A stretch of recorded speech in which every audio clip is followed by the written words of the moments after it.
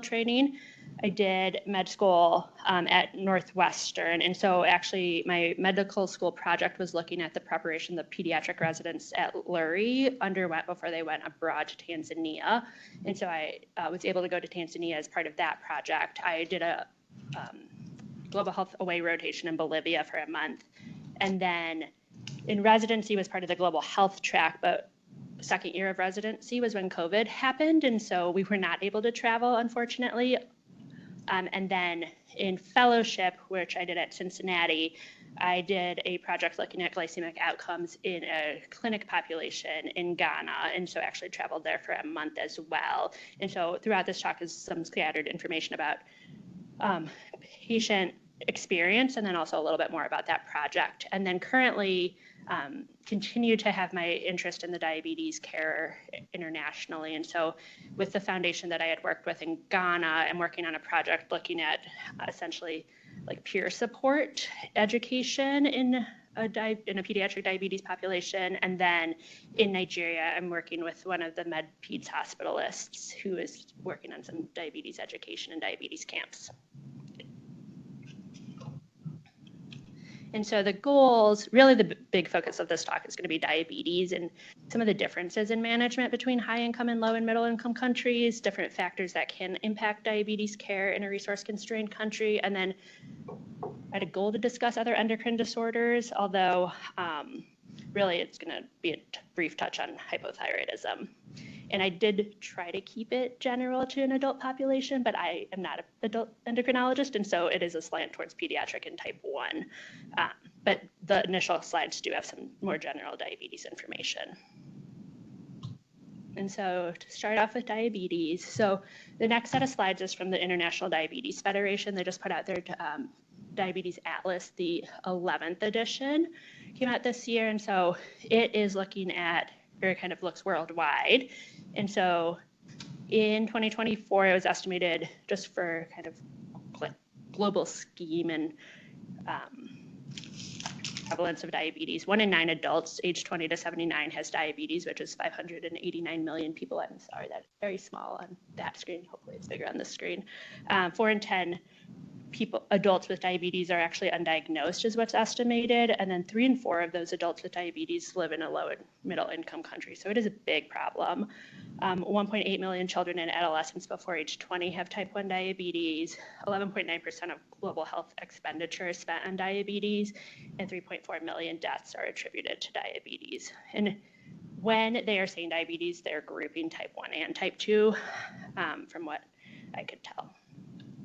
This is, so the way that they get these estimates is they look at different sources, peer-reviewed studies, health organizations, and the point of this slide is to show just where the data is coming from. And so they only included countries with a population of more than 50,000. And so that gave them 215 countries, but a third of those countries actually did not have in-country data sources that they could look at. And if you look at where those locations are, there is a large proportion that is in sub-Saharan or Central Africa. And so what they did was they used other similar countries in terms of,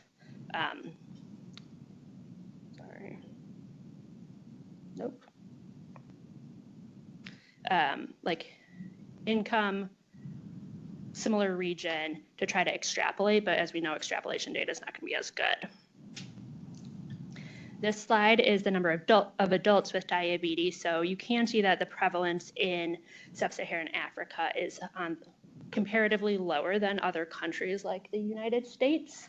But again, thinking about the fact we don't have data, and thinking about the fact that there is a large proportion that is estimated to be undiagnosed, which is this slide.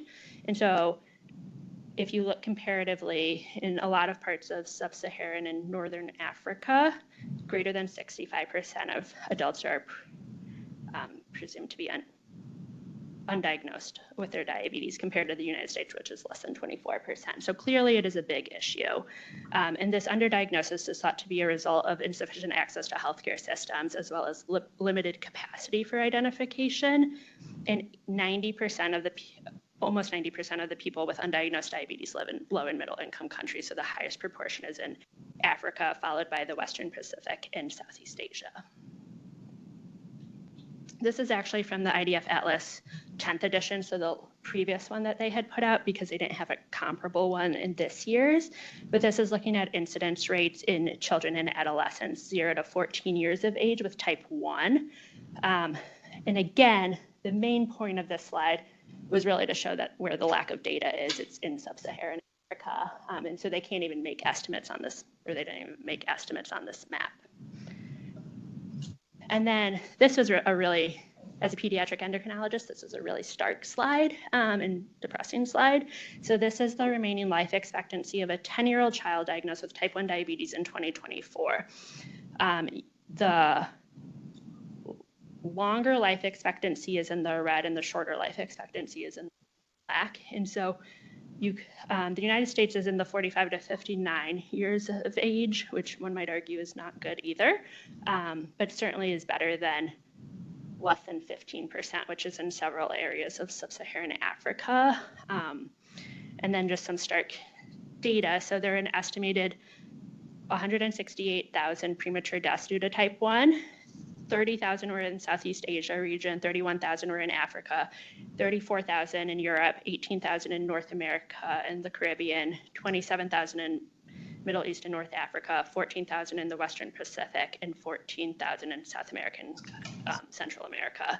And of they had estimated that about 30,000 of the type 1 deaths in 2024 were in non-diagnosed individuals under 25 years of age who died within 12 months of the onset of symptoms.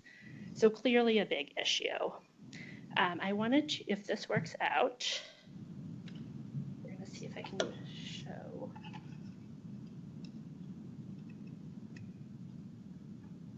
Different screen.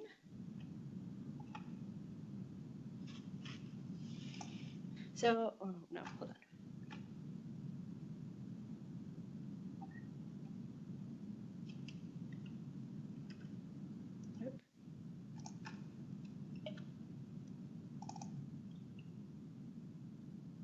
Okay, so this is the type 1 T1dindex.org. It is through IDF as well, but it is essentially, you can pick different countries or you can hover over this map and it essentially shows you the number of people with type 1 diabetes per country, the number of people that should be alive, and then the number of healthy life that's lost. And so it's a depressing activity to go through and look at those numbers. And this is not specific to pediatrics, but you can see, so United States, 1.5 million people with type 1, 380,000 who should be alive, and that's, they're counting like premature deaths. And so 22 years of healthy life lost. And then if we look at Ghana, just because that's where I will talk about more specifically, 11,000 people with type 1 diabetes, 12,000 who should be alive. So more people who should be alive than are actually alive with type 1, and 46 years of healthy life lost. And so if you guys have a specific interest in certain countries, it's interesting to look at and see just the differences throughout the world.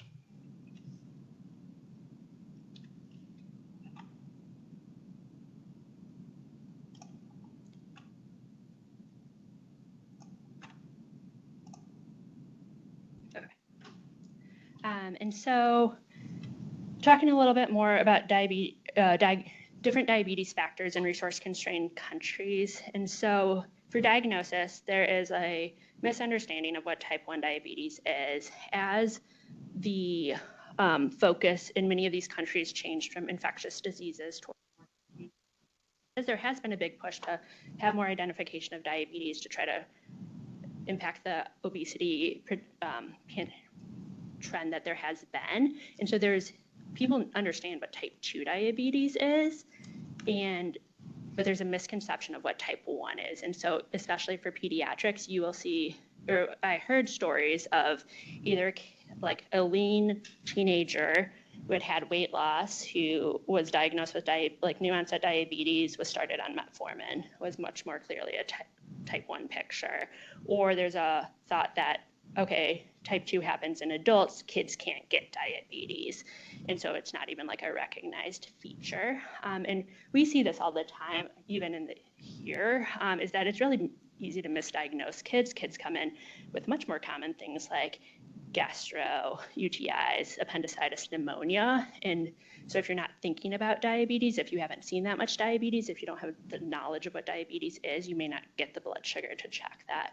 And then in countries where malaria, typhoid, HIV, tuberculosis, meningitis, malnutrition are more common, that is going to be more what you think of off the bat than diabetes potentially. And cerebral malaria really can mimic DKA, and so you're going to think about what's common first. Scattered throughout these slides, these next couple slides are some of the survey responses from a clinic population in Ghana. And so we surveyed 47 people that were part of our cohort. And one of the questions we asked was your type 1 initially misdiagnosed for another disease? 11% said yes. And of those 5 patients, all of them said they were misdiagnosed as malaria initially. And then these next 2 questions were from a 2019 diabetes camp that had happened there. And I think it's just important to show the stigma that exists in a lot of these countries as well sometimes. And so they had asked, has someone thought your type 1 was contagious? Clearly we know type 1 is not contagious, but almost 30% said yes.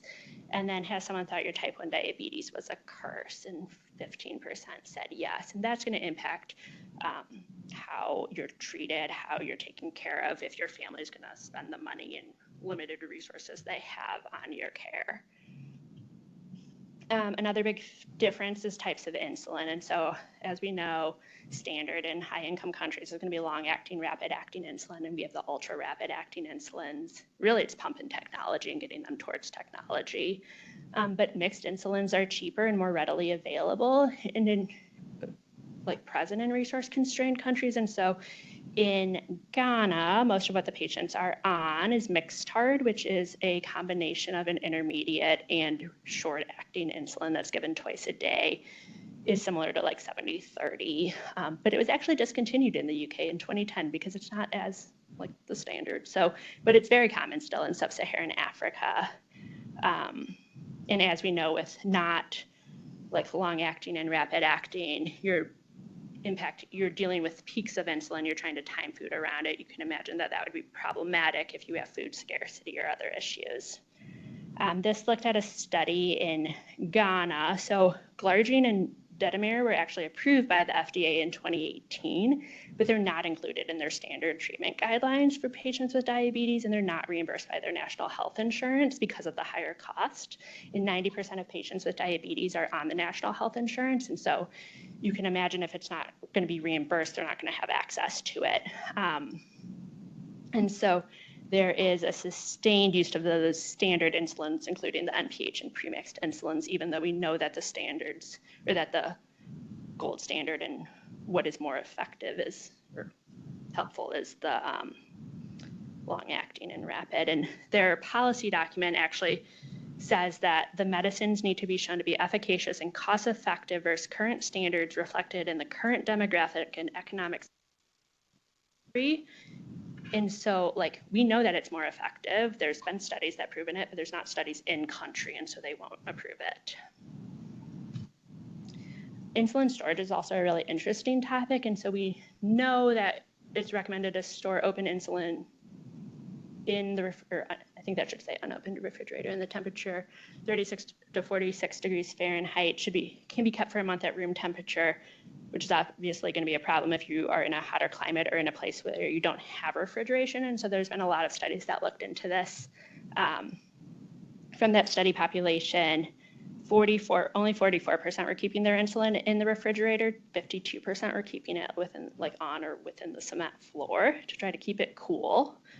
And so International Diabetes Foundation and Life for a Child. So Life for a Child is a non-profit organization that does a lot of the supply of insulin for low-income countries. That's where a lot of the insulin supplies are coming from. And so they did a study that looked at more traditional storage devices, including clay pots, other evaporative cooling devices that are used to see, like, do they improve the or decrease the temperature. And so they looked at 13 devices from Sudan, Tanzania, Ethiopia, Pakistan, India, Haiti, and Mali that included the clay pot, vegetable gourd, animal skin, sand-filled bucket, and 2 cooling wallets that came out of the UK.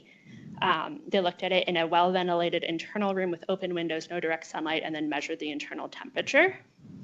This is very small, but it is essentially all of the different cooling devices that they used, and a lot of it is like a clay pot with water in it that you refill every day. It was run mostly in Sudan, but they did have to do 2 of the tests in Mali because every time they tried to transport the device, it broke, and so they just gave up and tested it there. And then on the actual pictures, you can see, so the top picture is the devices that were studied. The middle picture is an example of the goat skin filled with water, and then the bottom picture is the goat skin in use. And what they found was that a range of these devices were actually efficacious in reducing insulin storage temperature. So the more efficacious things are the goat skin, the porous pots, and the UK-made cooling wallet. And then the things that were less efficacious were the non-porous pots or things with lids that are going to impact your ability to have evaporative cooling. They also found that their conclusion was that in an area where your humidity level is high, it's not going to be as effective because of the inability to have actually evaporative cooling. But you can see this is a graph of the temperatures of the different devices, and then the blue is the ambient temperature, and the chart actually shows the absolute temperature reduction. So for in the most efficacious items, they got an absolute temperature reduction of 8 degrees Celsius, or a 71% cooling effect relatively. And the least ones were 3 degrees Celsius with a relative cooling still of 30%. So it does seem like they can be efficacious and is what has to be used when you don't have refrigeration. Hypoglycemia risk. So we know that there is a greater risk in resource-constrained countries. Part of that is reduced access to the newer and more expensive analog insulins. There's also limited access to testing supplies. And so we actually had patients who would say like, oh yeah, I maybe stopped by the pharmacy once a week and checked what my blood sugar was, or they're just dosing off symptoms. In general, there can be higher levels of physical activity compared to some high-income countries. There's often higher simple carb diets and or food scarcity that's playing a role. And then glucagon just is not available. And if it was, would be cost prohibitive. And then I want to talk about DKA. So I don't know on your guys' side if you have a protocol or how much you're involved. Every place I've trained at has had a DKA protocol that's multiple pages and talks about frequent renal panels, adjustments of fluids, when to add electrolytes, when to call RRTs or codes. It's very complicated and very detailed. The ISPAD, so this is from the ISPAD 2011 guidelines. ISPAD is that International Society for Pediatric and Adolescent Diabetes, so is the world or the global pediatric diabetes society. This is their guidelines for limited setting DKA. And so essentially it is, do you have symptoms, any clinical signs like Kussmaul breathing, dehydration, do you have an elevated blood sugar and ketones? Because a lot of times the renal panels won't come back for a day or two, and so that's not going to be helpful for treatment.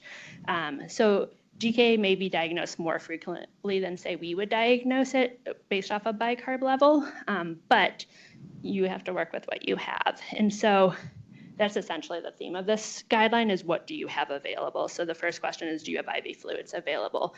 Yes, great, okay, resuscitate them with fluids. If you don't, how can we get you to a place that has IV fluids or other support? Can you do oral rehydration therapy until you get there?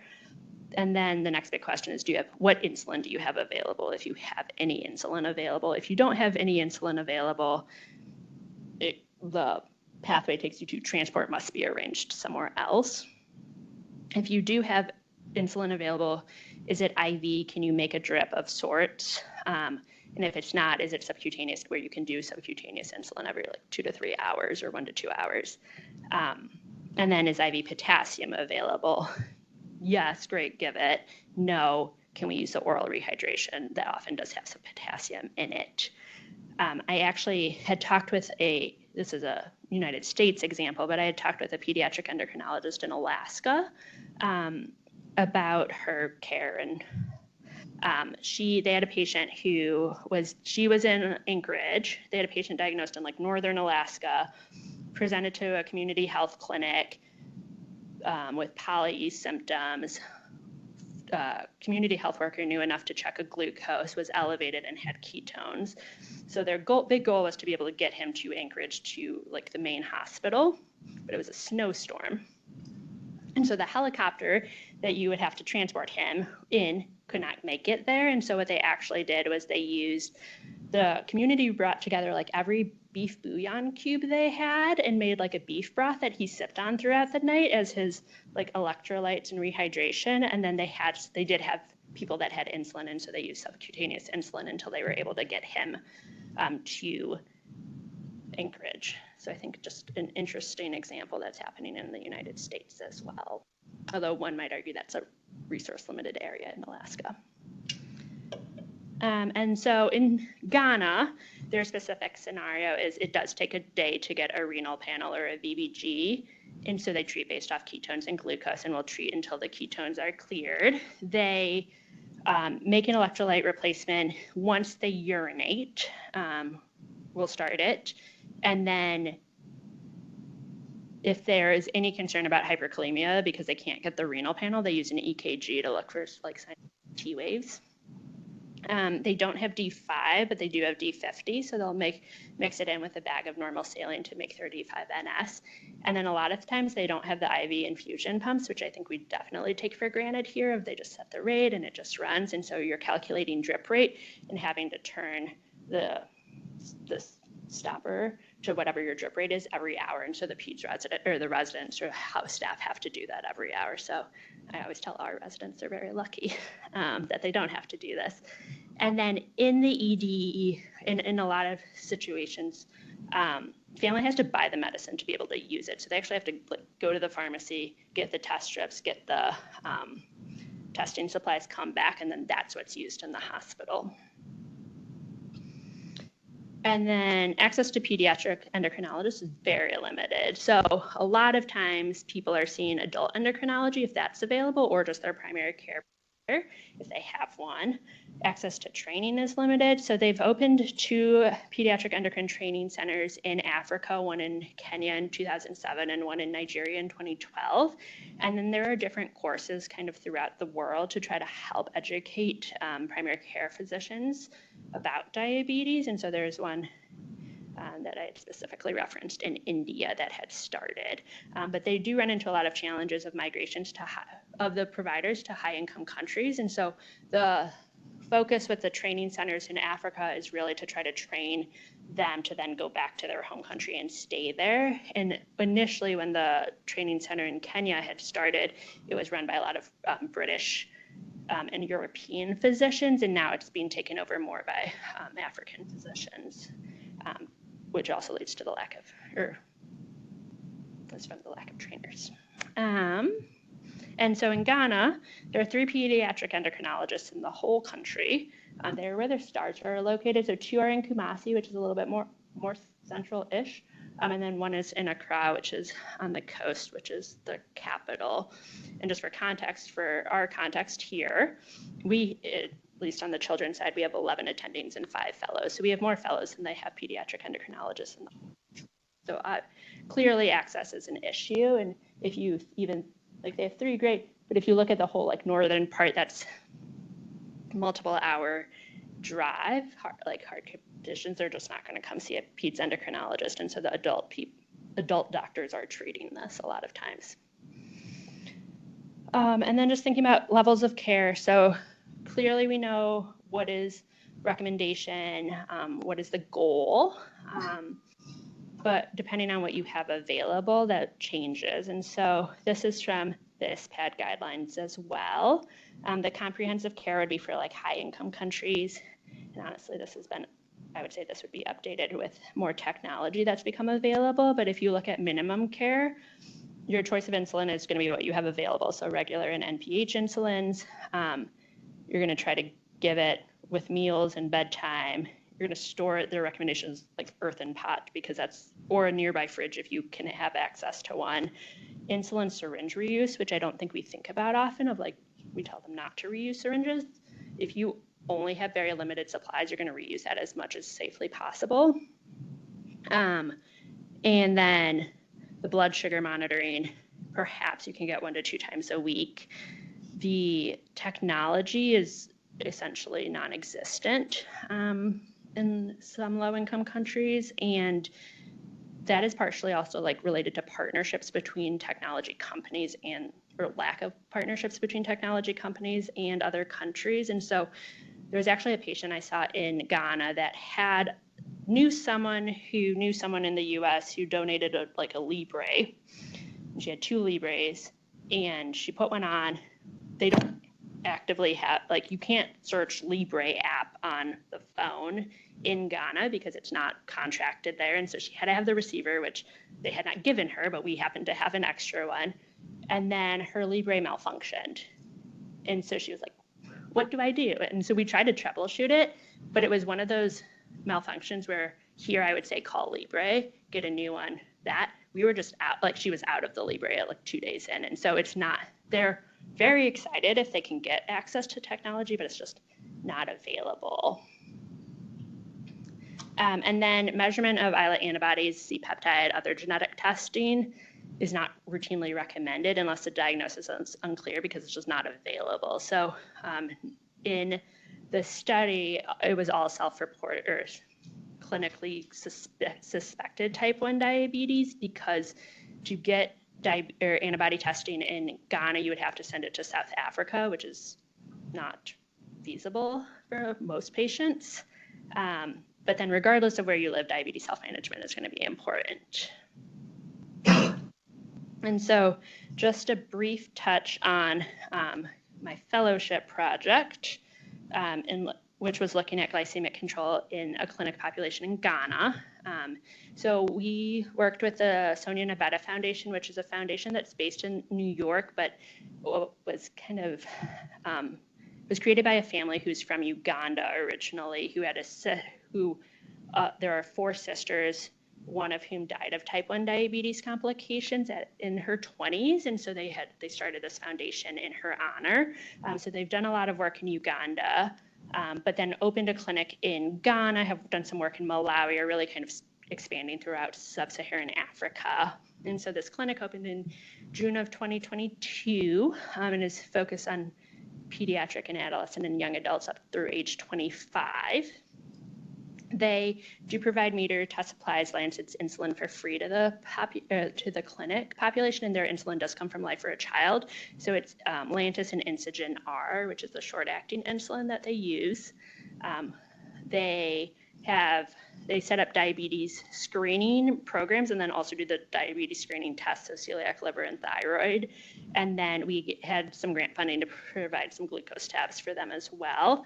And what's different about this clinic compared to kind of the other clinic models or what's standard there is that they really try to take a comprehensive approach. So they have diabetes nurses, they have a physician who consults with one of the 3 pediatric endocrinologists in the country, they have a dietitian available, and then they have psychology available. So whatever the needs are, they can be met. So it's much more of a similar clinic focus to what we have here. And this is just a picture of that clinic. It's housed in Sanford's Health World Clinic. And this is just what their clinic looks like. So they have a waiting room with 10 folding chairs. Then they go into a connecting room where there's a bed and a desk for the nurse. And then there is a subsequent room they'll go to see the doctor or the psychologist. The dietitian will switch with the nurses.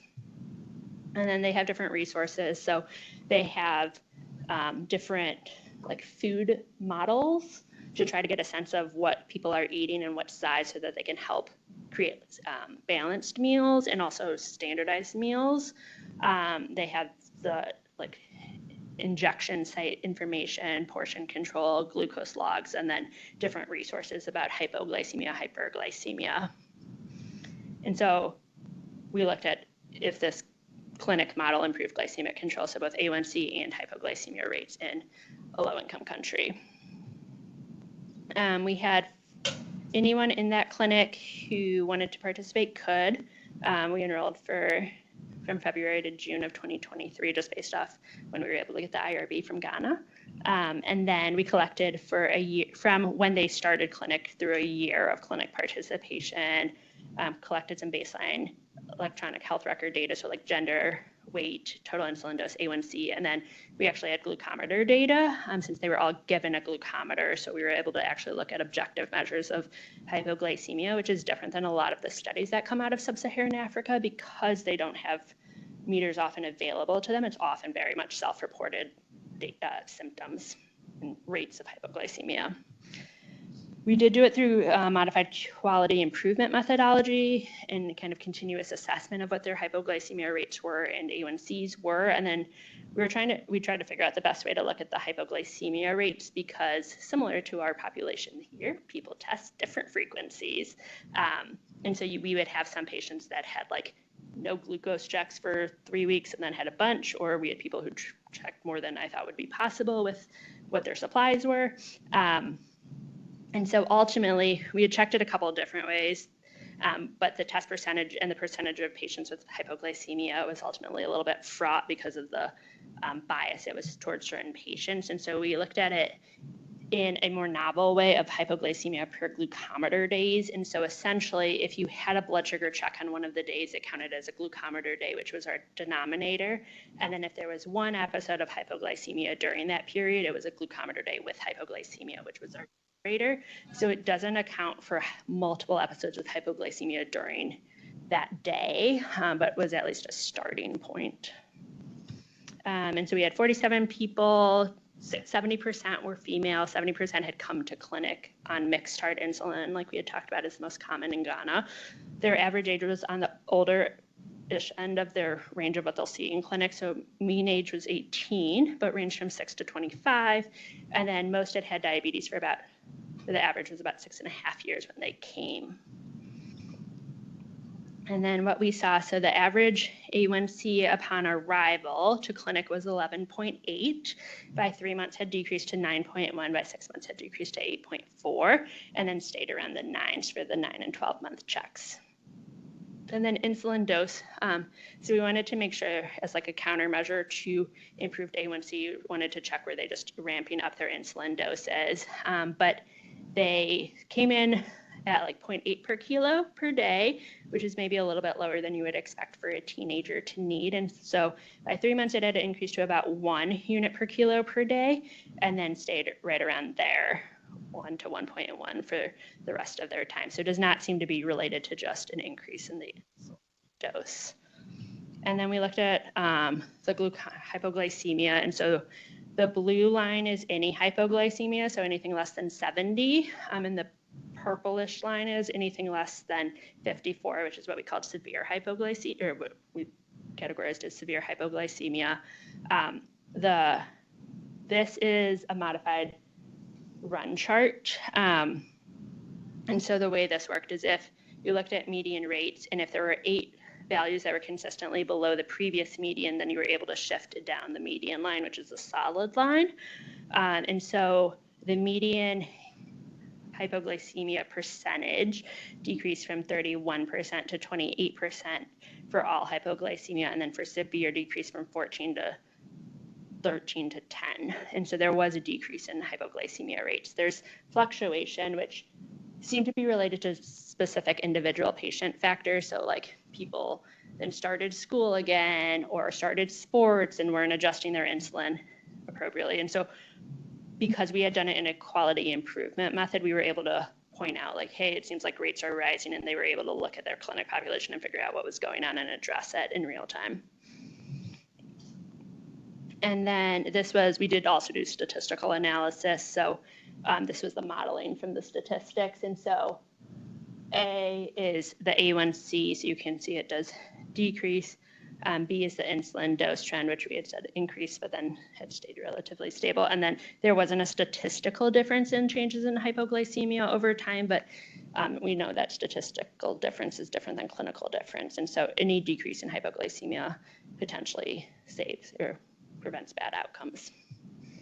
And so we had limitations. It was high variability of glucometer use between patients. It's self-reported duration of diabetes, and it was all presumed type 1 because of the logistics of getting antibody testing.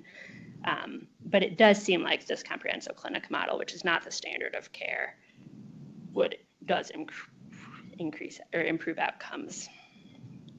And then just some patient issues that I thought were really applicable, or like are all things that I've talked to families about here. And so, well, maybe not the first one because none of our patients are on Mixtard here, but when they were on Mixtard, they only were checking twice a day, if at all. When they were switched over to Lantus and Insugen R, they were being told to check 3 to 5 times daily. And so they ran into issues of people not wanting to check because they hadn't had a check before. And so that was a culture shift that they had to deal with. They had kids come back sometimes every 1 to 2 weeks as they were trying to figure out what was going on.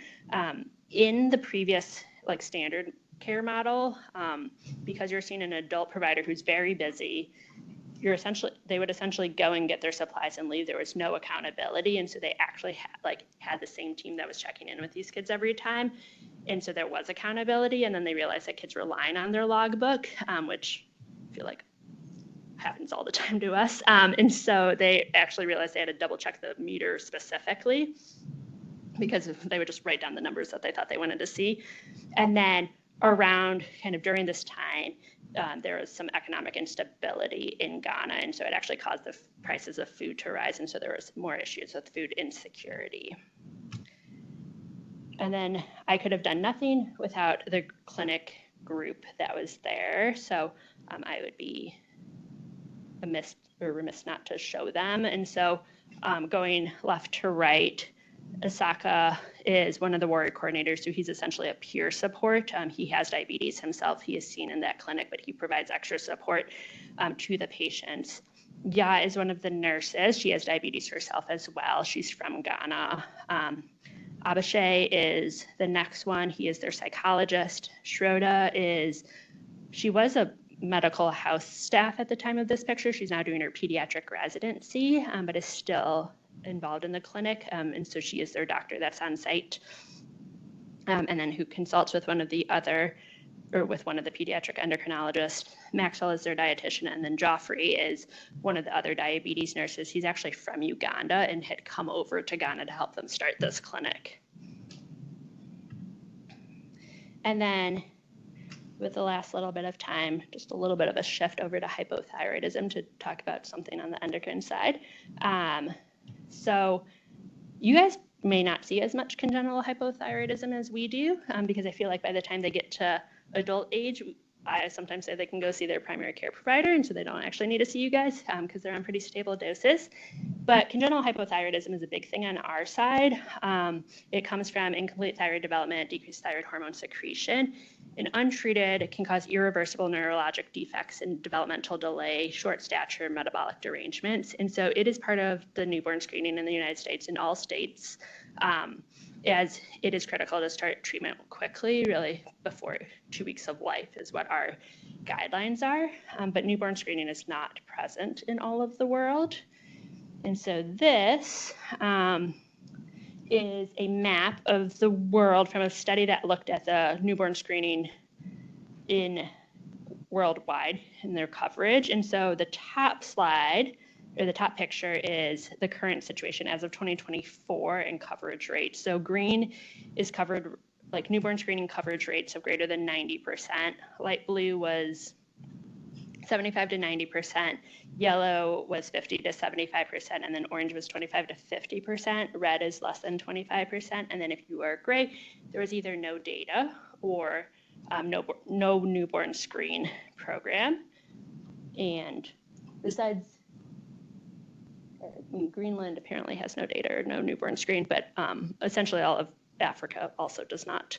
And then for the second, here's the bottom picture, that is the change from 2014 when they had last looked at it. So green was an improvement in coverage rate of greater than 25%. Light blue was an improvement of between 5 and 25%. Orange was no change in coverage rate. red was a decrease in coverage rate greater than 5%. And then yellow was either they hadn't previously had a newborn screen or hadn't been reported on before. So you can see that while a lot of the world is good and does have newborn screening, there's still a lot of the world that is missing that. And that is a major area of morbidity that can happen in peds endocrine. And it is a very, like, levothyroxine is a simple medication and a simple fix for it. So this is really, besides diabetes, where a lot of the pediatric endocrine global health focus is becoming as kind of we expand past diabetes. And then I just want to point out iodinization of salt, because in countries where this is not present or there's iodine deficiency, that's actually the most common cause of hypothyroidism. And so this was a study that looked at the status of iodized salt programs. And since 1990, the number of iodine deficient countries has decreased from 113 to 21. And most of this is because of salt iodinization programs in most of those countries. And so the gray is adequate, the red is excessive, but the purple is where it's insufficient. And so looking at some of those countries, Madagascar has the lowest iodine intake, and they actually studied this with urinary iodine levels. The lowest iodine intake is in Madagascar, where their mandatory salt iodinization program fell apart because of political instability. Vietnam had a weakening of previous mandatory legislation that then allowed the reintroduction of non-iodized salt, and their salt status, iodine salt status decreased. Cambodia, UNICEF had been supplying potassium iodate for iodization, and so when they stopped supplying that, their levels decreased. Then Sudan, Burkina Faso, and Russia all have incomplete nationwide coverage. Haiti had natural disasters that impacted supply chain, and Iraq had the war. And then there's actually some countries that you would expect would have had normal levels, like Finland, Norway, and Germany. And in Norway, their allowed level of fortification is only 5 parts per million ppm, which is below the recommended minimum level. It was thought that fish and seafood would have enough in their diet, but the amount that people are consuming is decreasing. In Germany, there is now low use of iodized salt in production of processed food. And then in Finland, they had an effective salt iodization program for decades, but then people have decreased their consumption of iodized salt in milk. So Finland, Germany, and Norway seem to be more related to people's intake habits, but the other parts of the world are related to natural disasters, political instability, and wars. And so that is all I had as a brief summary of peds endocrine worldwide.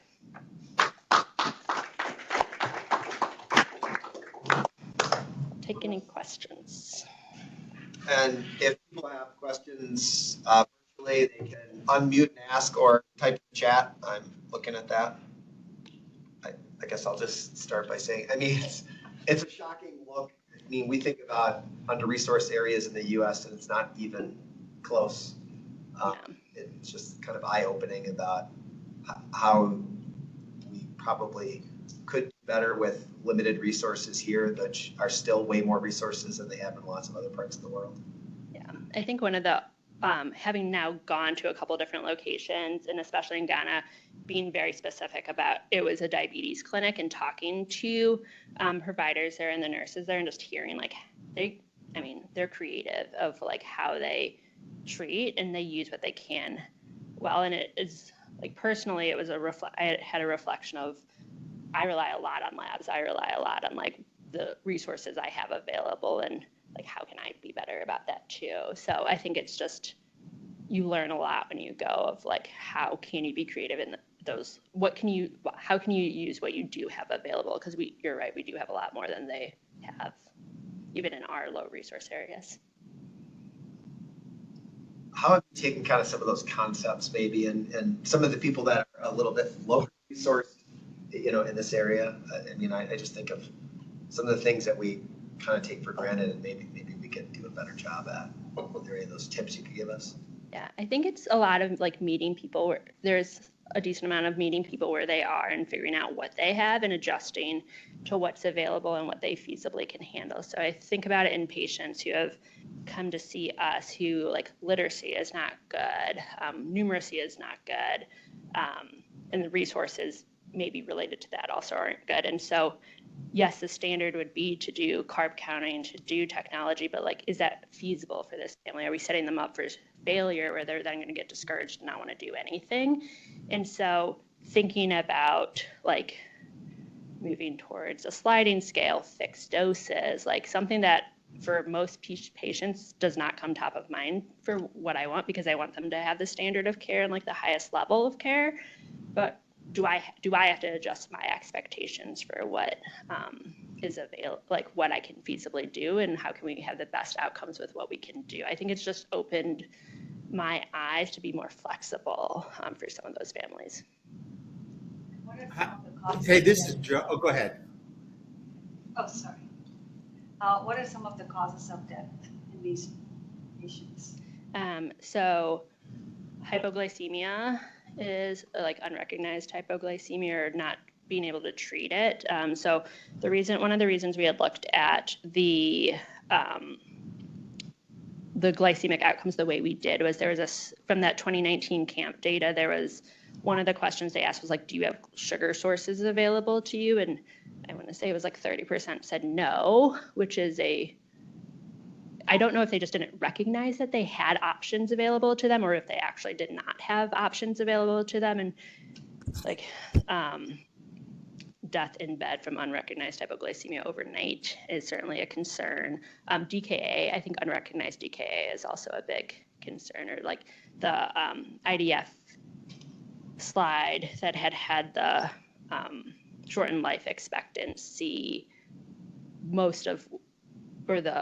there was a large majority that had undiagnosed, or it was like DKA related, unrecognized. Joe, you have a question? Yeah, great talk. Very interesting. So, trying to avoid political, but ask the question directly.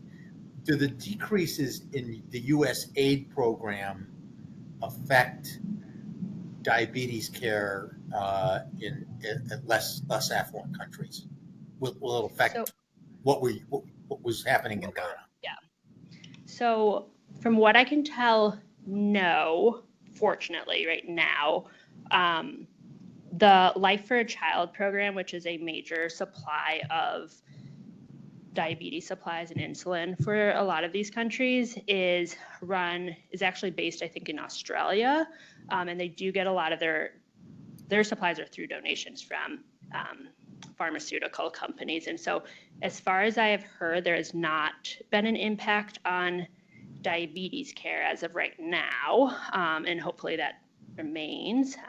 But certainly I'm in the Pediatric Global Health meetings, and there's been impacts on HIV. People are trying to figure out how to get like HIV meds or infectious disease meds and things like that. But as far as I can tell right now, Ghana would not be affected, or at least this clinic would not be affected because their supply is coming through Life for a Child donations. Thank you. Hey, this is Abu Bakr. Great talk. I have a disclosure and a question and a comment. The disclosure, so I'm actually from Sudan, and one of the reasons I ended up doing endocrinology because I was doing data collection in one of these clay pots that you just showed in your studies or your presentation on preserving insulin, and they do actually work very well. I do attest for that. The question I have regarding the type 1, have you came across any roles of like diabetes nurses or diabetes educators? I know they're not an existent, widely spread existent entities in those low-income settings? And the second question, were there any unique characteristics that you notice in the phenotype of these diabetes patients, whether they're like type 1, whether they're presenting with hypoglycemia, what are the common presentations? The one I have in mind, which we used to be encountering a lot, was usually in malaria patients, especially if they have the quinine, which is a known drug that can cause hypoglycemia. And people would mix that, if you're presenting with hypoglycemia, then you also have a malaria right away because of that. The last comment is actually on the thyroid and the iodine. So in Sudan, the iodinization of the salt, the salt was an issue actually, because it's not something that we actually put in food a lot. And we had an experiences with using iodinization of sugar, and we had a very good outcomes with that. So not sure if that's something that's being tried elsewhere. Thanks. I haven't heard about that elsewhere, but that's super interesting, especially in populations that don't have high salt intake in diet. So thank you for sharing your comments. In terms of your questions, I had them in the first one was, so about presentation or the characteristics of the population. So I will say I saw a limited number of patients. And I will say we have had patients that have come to the United States from Ghana, I saw in fellowship, who acted as type 1 or like phenotypically fit type 1, and we actually did do the antibody testing once they got here, and they were negative. So a question that had come up was, are we not testing for the correct antibody, or is it something else that's causing it, and more of a genetic type of diabetes that's unrecognized? There have been a couple patients in the studies and the study that had actually very low insulin needs with a question of like, what is their phenotype, and like, why do they have such low needs, but they still seem to be phenotypically type 1, but no, because the access to antibody testing is low, and certainly genetic testing would be low, we don't have a good sense of that. And then your question about the diabetes nurses and educators. So I think that's a huge area of focus right now. A lot of the clinics that I have seen or heard about are nurse run because of trying to limit some of the burden on the physician. And so both projects I'm involved in right now. So in the Nigerian project, part of the diabetes education curriculum is trying to also focus for healthcare providers, including nurses, to try to be able to alleviate some of the burden on the physician so that they can do more and counsel more and free up the physicians. And then the project that I'm doing with the Sonia Nabeta Foundation in Uganda now, it's based a little bit more in Uganda, but it's so they call their patients warriors. And so what they call the warrior coordinator, which is essentially that peer support, is supposed to help offload from the nurse actually and do some of the more like basic tasks, but they've realized that they've never actually done formal education with them. They've been relying on their own self-knowledge because they all have diabetes themselves. And so we're looking at that education program and what the outcomes are and the benefits are of that, to hopefully then be able to expand it kind of throughout the country, certify more people kind of as like a diabetes educator that can then hopefully offload some of the burden, because I think a lot of the focus right now is also on like burden alleviation and helping with that healthcare system and distribution of tasks where appropriate. And I think those were your questions. Yeah, thank you so much. A couple of questions. So, you've talked about Ghana and the whole country, but there is obviously this sort of huge disparities in income. Mm-hmm. So what you're talking about is probably lower. I assume that there is a portion of the society, even in those countries, are doing like better, maybe in terms of diabetes education. Is this a question of country versus economic disparities within the country? The other question is, how are we doing with TikToks and stuff? Like, I mean, that would be a huge, for education purposes. Now it's like, everything is, so comment on that. Yeah, so in terms of disparity, so we actually looked at we had looked at social determinants of health with the clinic population we studied in Ghana, and really didn't find associations that we expected to find in relation to like A1C or hypoglycemia rates. And so we did kind of a deeper dive into like their economic levels and social and more like their social determinant status, and they were actually probably more middle income in terms of comparatively throughout, like within that country. And so that was one of our theories on why we didn't see the impact or the effect that we thought we would. It was like a narrower population. And so there is certainly impact within country, even of like resources and economic ability. But I think even comparatively on the country level, there still does exist that difference, especially in terms of just like access to what you can get in country. But certainly people who have higher resources are going to be able to make longer trips or afford the supplies or things like that. And then in terms of social media, I think it's a double-edged sword. So, I mean, they are all on social media, but there are a lot of people that are spouting maybe not the most accurate of information, but I think it is that telemedicine, video calls, things like that are becoming more and more used to try to help eliminate some of that burden and choices, but certainly an area where we could probably be better and expand access even with education. Thank you so much.